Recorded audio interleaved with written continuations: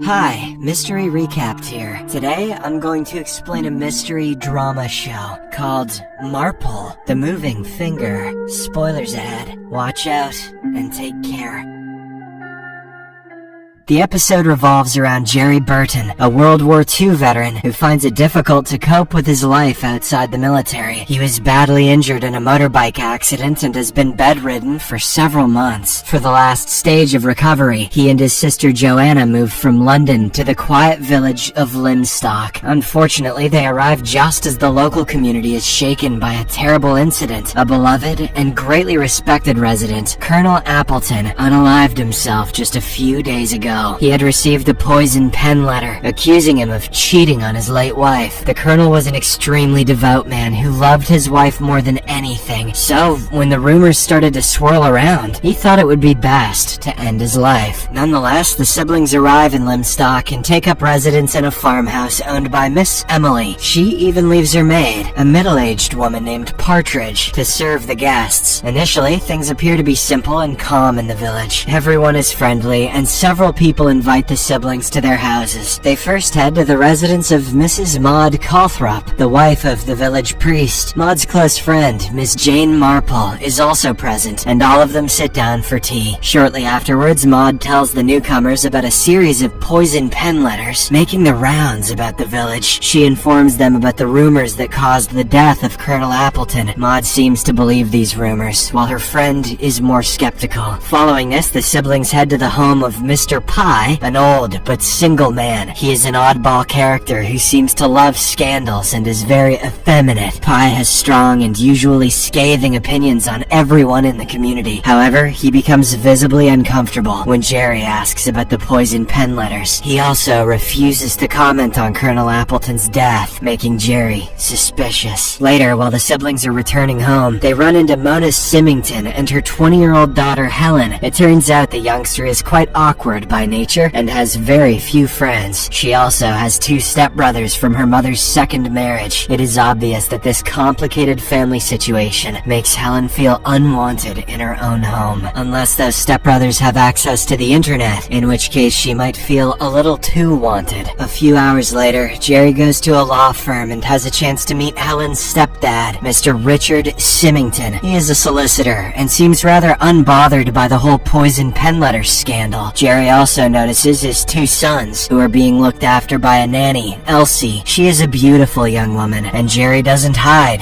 that he is attracted to her. Finally, that evening, the siblings visit the local clinic run by Dr. Owen. He is a nervous man who stutters while speaking. He does a routine checkup on Jerry and suggests the latter try walking without a cane. Rather surprisingly, Joanna seems to have great interest in the doctor. Later down the week, the Symingtons organize a dinner to welcome the newcomers to their village. Everyone is present at the event, and obviously, gossip begins to flow. It is then revealed that according to some rumors, Colonel Appleton had fathered a child with a mentally challenged girl. That is why he decided to end his life, as he couldn't bear to stand the indignation. However, Jane, who is also present at the dinner, still doesn't believe these theories. She is an incredibly observant woman who seems to think that things are not as straightforward as they appear. The following morning, 3 new letters arrive at the Symington household. Elsie puts them on the table before heading to the park with the 2 young boys. They return home after a few hours, and Richard also arrives from his work. He heads straight to the bedroom upstairs, only to discover a shocking sight. His wife, Mona, is dead. Soon enough, this news spreads around the village like wildfire through a haystack. That's not a phrase, but I like it. A detective arrives at the scene and starts looking around Mona's bedroom. He finds several medicine bottles on the bedside desk and takes a glass for further examination. The detective also discovers a sheet of paper in the fireplace, which turns out to be yet another poison pen letter. It accuses Mona of cheating on her husband with multiple men. Sometime later, Jerry makes his way to the Symington household. The mood there is understandably grim, but no one seems to be as affected as Helen. Her biological father left her when she was just a kid, and now her mother is also dead. Seeing this miserable state, Jerry offers Helen a temporary relief. He asks her to come stay with him and his sister at the big farmhouse. The youngster, who is desperate to get out of this house, immediately accepts the offer. In the meantime, the village council holds a meeting regarding the death of Mona. The detective then tells the district district judge about his findings. Her husband was at work. Their children were playing in the park with the nanny. Waldo was nowhere to be seen, and the maid was on a holiday. Mona had received a letter that afternoon and was so disturbed by its contents that she gulped down a cyanide solution. Following this, Dr. Owen is also called forth to testify about her medical records. He reaffirms the detective's findings and says that Mona was indeed suffering from neurosis. Thus, the district judge rules out any possibility of murder and declares this case a self-kill. As days pass by, Helen begins to feel comfortable living alongside the Burton siblings. She especially forms a close bond with Jerry, and they regularly talk about their lives. One such night, Jerry and Helen are chatting about her career in the farmhouse's garden. They talk for a good while until she asks Jerry to fetch water for her. He obliges, but upon entering the house, Jerry sees Dr. Owen lurking around the shelf. He has a book about classic Russian stories in his hand and seems to be startled by Jerry's sudden appearance. However, the doctor hastily clarifies that he was here to take Joanna out for dinner. The next morning, Dr. Owen's widowed sister Amy visits the farmhouse. She has a chat with Jerry about the latest death in their village. She seems to believe that the poison pen letter that Mona received was actually telling the truth. Rather surprisingly, she sounds quite defensive about Mona's husband. As soon as the guest leaves, Jerry gets a poison pen letter addressed to his sister. It accuses her of having a child without marriage and threatens them to go back to London. Worried, Jerry immediately takes the letter to the detective, who has been investigating the recent deaths. The latter gives it a proper check and discovers that there are no fingerprints on the letter. However, he has managed to get some interesting leads in the case. It turns out that the address on all the poison pen envelopes have a misaligned T and A.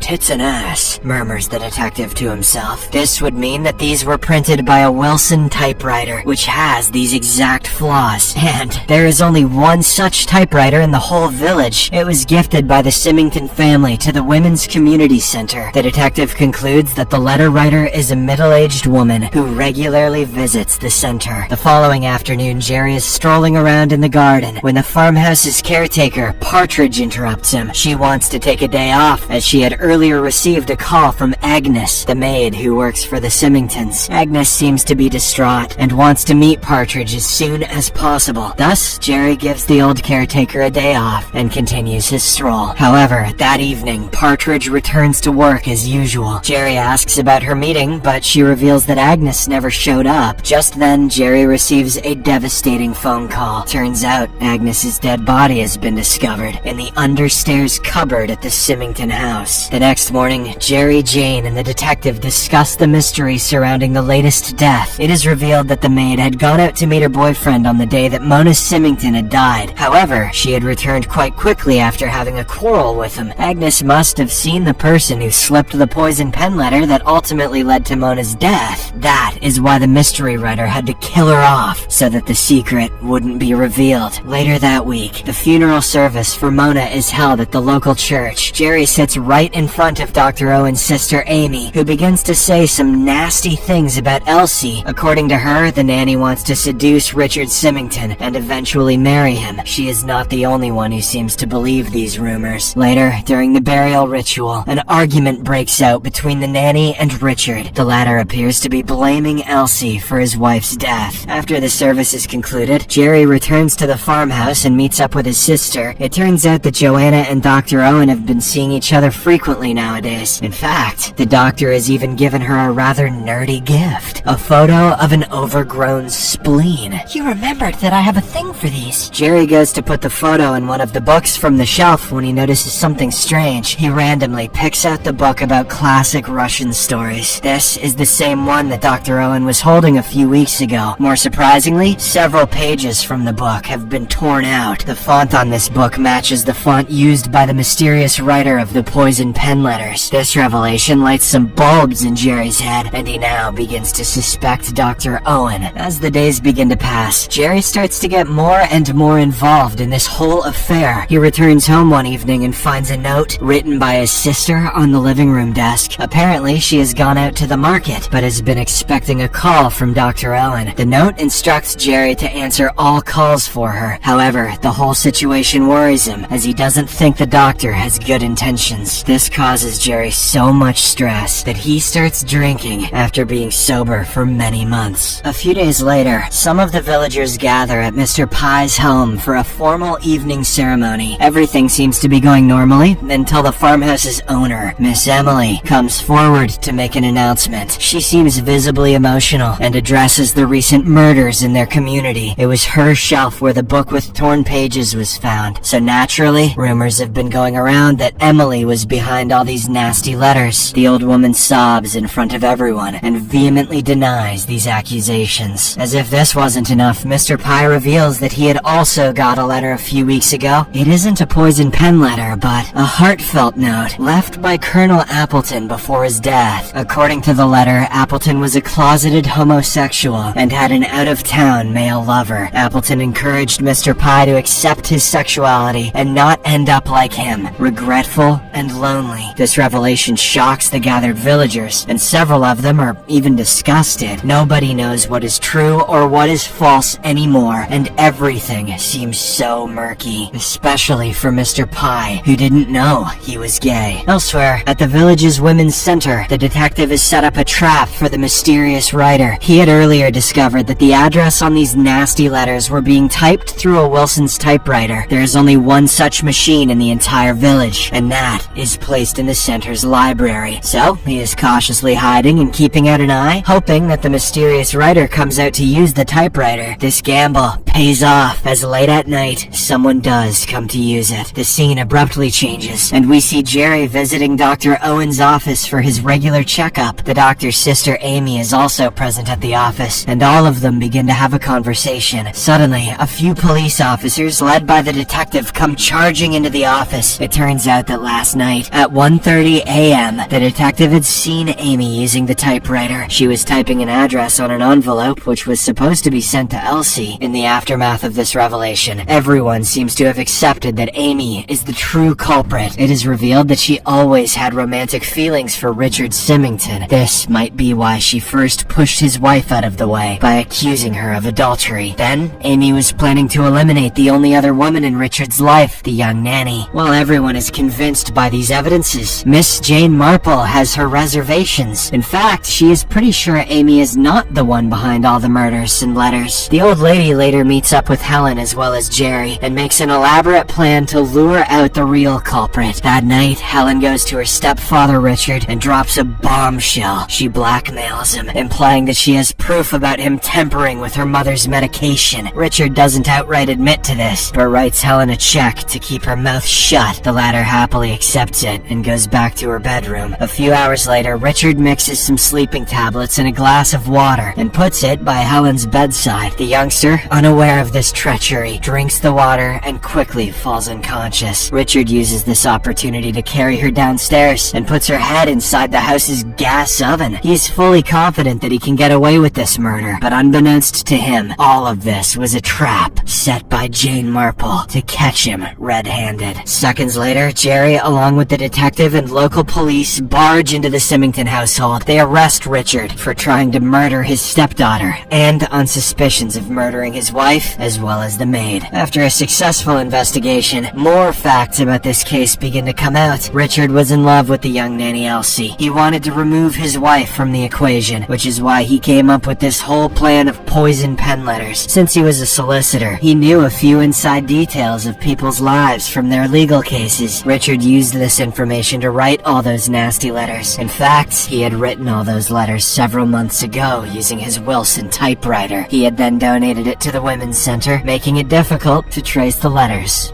back to him. Subscribe for more videos like this, turn on notifications, and leave a like to help the channel out. Thank you for watching.